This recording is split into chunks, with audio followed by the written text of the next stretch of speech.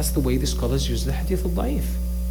And it's not like random scholars or like nobody scholars. Like, no, these are like, this is a methodology that you'll find in many of the classical scholars. And that's why sometimes when students of knowledge start studying the science of hadith, they know about sahih, hasan, da'if, mawdu', etc., and other types of hadith. And they read a book, for example, by some of the early generations. Let's say, for example, you read Kitab al-Zuhd by Imam Ahmad bin Hanbal, or Kitab al-Iman by Ibn Manda, or Kitab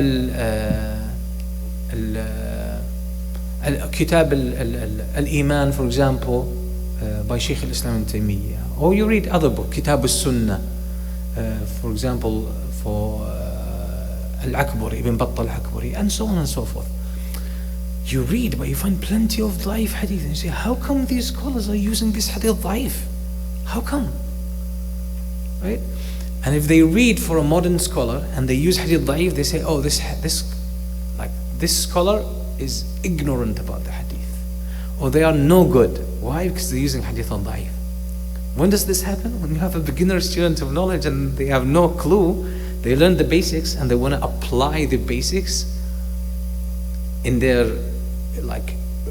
crude and raw form. They want to apply this on the scholars, and that's the problem.